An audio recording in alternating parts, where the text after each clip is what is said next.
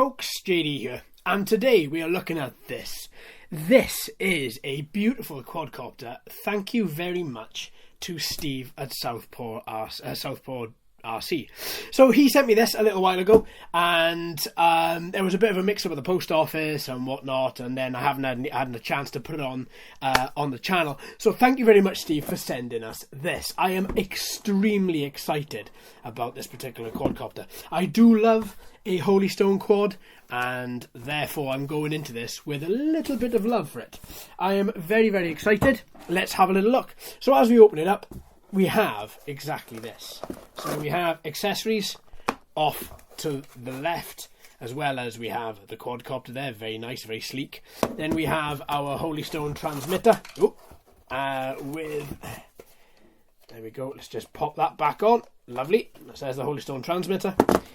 We get the standard Holy Stone accessories as well. So we get a nice little book with some stickers as well, and we get a manual. There we are, let's put that to one side. We also get, there we are, there's the battery. Let's put that to one side as well. Then we also get a booklet inside explaining to you about the cautions of using the battery. Now obviously you should take care when you're using a battery, but essentially, well, first of all we're going to look at this. This is the quadcopter, and it looks very, very, very stylish. So there's been a few of these, what I like to call pen quadcopters, coming out, and to be fair, they're generally okay. I haven't seen a lot about this one, which is what excites me, because we've had a pretty good track record of Holy Stone quadcopters over the years, and I'm really hoping that this is no exception. So this particular quadcopter, as you can see, has a nice 1080p camera at the front. It isn't going to be true 1080, but it is going to be at least passable video and passable photos. You can angle poise this as well, as you can see, just by moving it up and down. You also have a little LED at the top there as well. Now this particular quadcopter also doubles up as a torch. Yes, I know that sounds quite strange, but this LED in the top here is extremely bright and therefore can illuminate quite a dark space. So therefore it has actually been advertised as a torch built in as well. We have these two propeller arms at the front, which you just pull out from the main body. They're plastic, with a plastic brushed motor, and then your plastic propellers on the top there as well. Same for the other one on the other side, and the same for the two on the back. Now as we work our way forward, we have these two buttons here. You have photo and you have video as well, because it also passes with this extremely high torch LED at the front here. It also passes as a handheld camera, so therefore you have handheld little buttons there in order to use those functions. What I would say is, if you are going to be doing something like that, you want to be ensuring that these propeller arms are stuck inside the body when you use it as a torch camera, handheld camera. Quite simply because you don't want the motor to be kicking up accidentally. There we are. So you can use it like that as a torch. Make sure the propeller arms are nice and tucked away, so that if anything untoward was to happen, you don't hurt yourself when these propellers start to spin. On and off button at the back, and your 3 battery notification, your 3 on LED notifications there as well. As you can see in the centre, there is nothing, because the battery is currently out. We'll get to the battery in a second. This is your on and off switch at the bottom as well. I'm guessing one is for the quadcopter, one is for the torch. So we'll have a little look at that when I put the battery in. You have your quick release battery button, slider rather, on here. You can see you have your battery connectors there, the little brass connectors on the inside, so to ensure that your battery goes in the correct way, and the rest of it then you just have, it's just open space for battery. You also have optical flow, which is this particular camera here. So the optical flow ensures, as well as the altitude hold barometer inside, just ensures that the quadcopter, as long as it keeps its altitude, just stays relatively in the same location. It's not as stable as GPS, as having a GPS module, but at the same time it's not something that should be overlooked. Optical flow is very, very good and has a wide variety of uses, and has great functionality. So you are going to find that your quadcopter is going to stay in one place. It may move around slightly, but it is pretty much going to be locked in as much as possible to one place. And make sure, a lot of these quadcopters, I don't know if this is the same one, some of the optical flow sensors disconnect between 4 and 10 meters, so be sure you just double check that and just be on the safe side, so you don't let go of the positive pitch just hoping the quadcopter is going to level out and then stay where it is. You don't want it sailing off left or right if the optical flow has been disabled. We'll have a little look at that in the flight test as well. And then you have your 4 rubber bungs here, 2 at the back, 2 at the front. These double up as your landing sprigs, so as you can see they're very low profile but just enough so that when the quadcopter is landed it's nice and stable on there without there being any problem whatsoever. So I like the rubber as well. I think the rubber is pretty good. It's better than those foam bits that end up tearing. So all in all, that's okay. So let's put that to one side. Very, very stylish looking quadcopter. Really looking forward to flying it. For the second though, let's just, where did I put that battery? Let's just have a little look at this battery and see exactly what it is that we've got. Oh yeah, there we go, I found it. So we have, here's the battery. 3.7 volts, 1000 milliamp hour. So it has quite the capacity for such a small little battery there.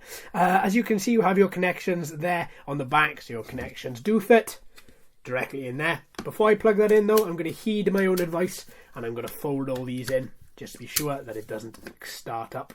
So let's just pop that in with a gentle click, and then we should have the on or off button at the bottom there.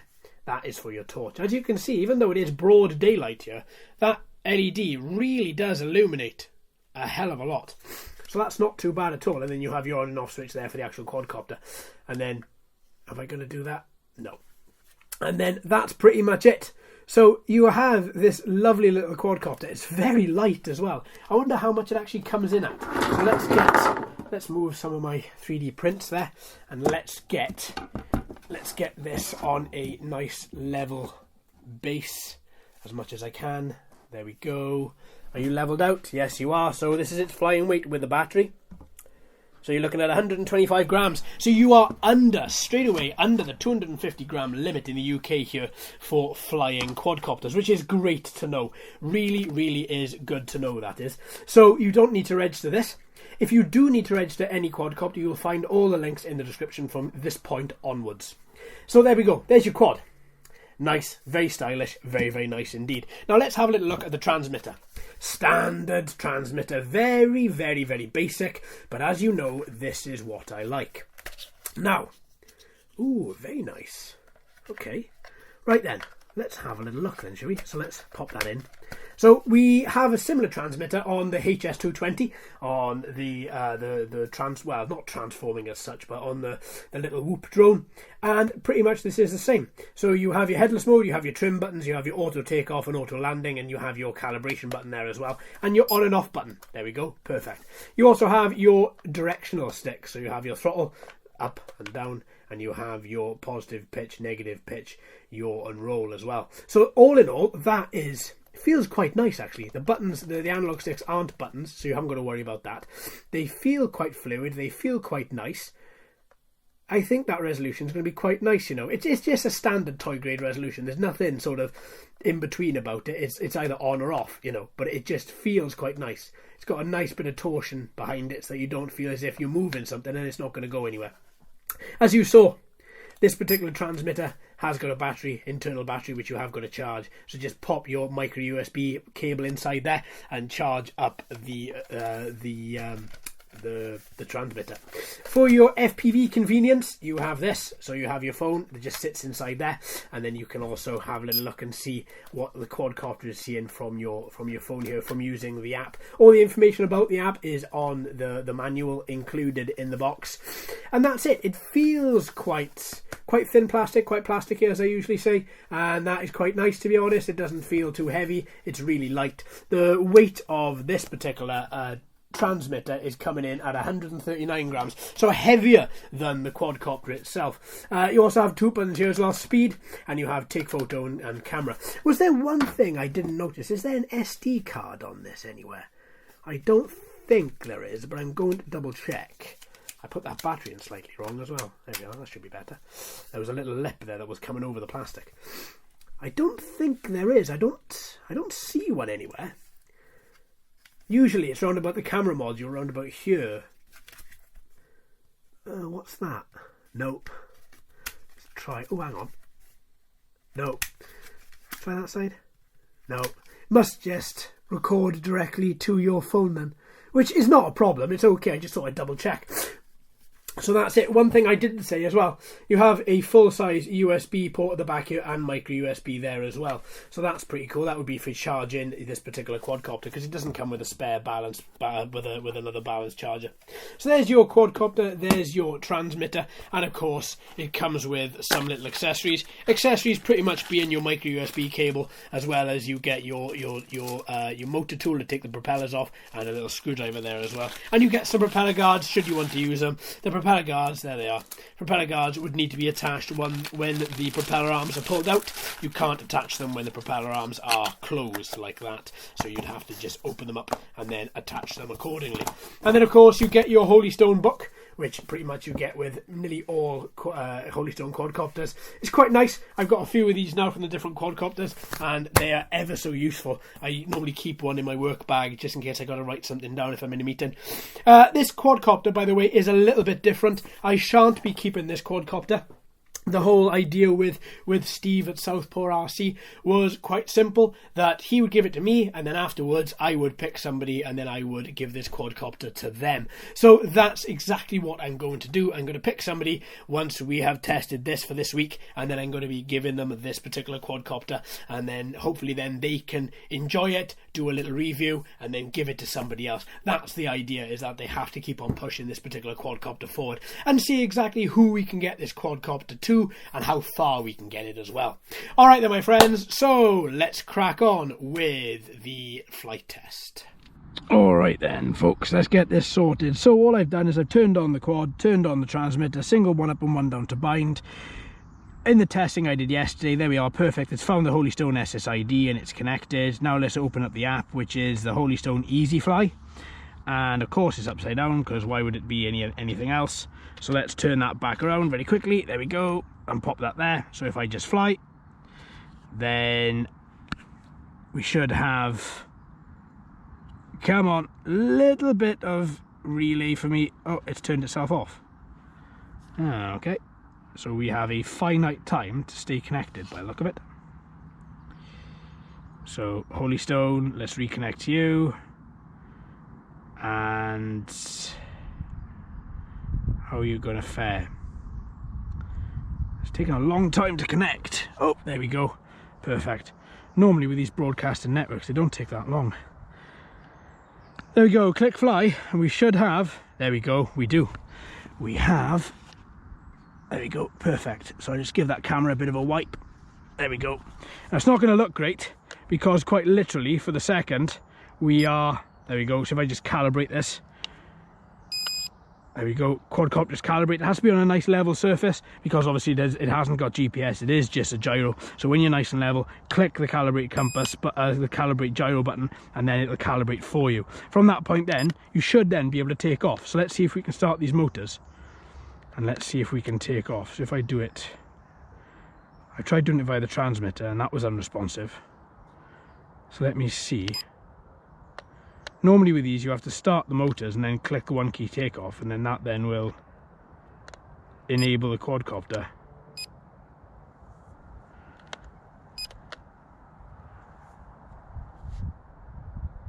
No. There we go. Oh, now have I disconnected from it now? No, it's all good. Right, fine. So we're all still there. But for the second, I'm having a bit of difficulty in getting this to take off. It's probably going to be something really, really simple. It's turned itself off again. That's it. You have a finite time to get it up in the air, it seems, which is not the Holy Stone that I've come to know and love. It's probably because it's not registering any sort of signal. So what I'm going to do is turn everything off again. I'm going to turn off the Wi-Fi. I'm going to turn on the quadcopter, turn on the transmitter, single one up and one down to bind. Then I'm going to turn on the Wi-Fi, see if it's broadcasting, which it is. It's now connected. Perfect. I'm going to totally remove that app, and I'm going to put it back on. I'm going to, get rid of it from multitasking. Open it again. There we go. Click fly. Check to see if we are connected. Oh. Yeah, we're connected. Good. There we go. It seems to be a lot of, if I click calibrate, there we go. So the LEDs at the back now are solid, whereas before they weren't. They were flashing. If in doubt, turn everything off and start again from scratch. It's not like a Holy Stone quad to be that annoying to calibrate. And to be fair, it really wasn't that annoying as such. But one thing I am noticing... Oh, there we go, that's better. Let's see if I can get my screen recorded a little bit. Just so we can get some sort of video. I am going to try some standard video as well, but I'm not expecting it to be that good. So therefore, to be perfectly honest with you, I don't think it's going to be great. So I'm going to try clicking some video as well and seeing exactly how far that goes. Okay, so one thing this quad has got going in, well, two things it's got going in its favour. One of them is that it's a Holy Stone quad. Second thing is that it has optical flow.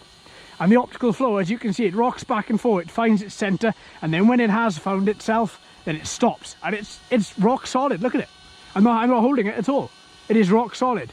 Usually that turns off when you get higher. It's usually up to about 10 meters. Oh, there we go, that's your ceiling. You can't go any higher than that. Wait, however high that is. Because it's not telling me on the display. But at the same time, it's still quite a... For the type of quad that this is, that is quite high. You know, because this quad weighs next to nothing. It's under the 250 gram limit. And it is... So you don't have to register it. So it is very, very light. It looks a little bit like a flying sausage. I think that's how I'm going to coin it. This is the flying sausage. You have 3 speed modes, which again, that's not really very Holy Stone. Quite simply because normally you get 5 on these little quads. But to be fair, this is what it is. And it's a bit of fun. And it is very responsive when flying. Very responsive. Yaw and roll normally move a quad in a very sort of cinematic, very sort of ballerina-esque way. This just pretty much just slides the back end around. So if you just give it a little bit of yaw, a little bit of roll, and that's it, and your flying sausage just spins around. And you know what? It's a remarkably good bit of fun. It really is. The camera, well, 2 things from the camera before I get asked. This isn't a camera quad. You can't expect this to be a camera quad. The camera quality is not going to be good. It's going to be very low res. It doesn't even take up 16:9 on my smartphone. So that tells you everything you need to know. The color density actually looks pretty good. I'm seeing behind me here, I'm seeing the mounds, but I think when I blow this up from a very condensed pixel display to a standard 26-inch display in the house, then I'm going to lose a lot of this fine quality and it's going to get quite noisy.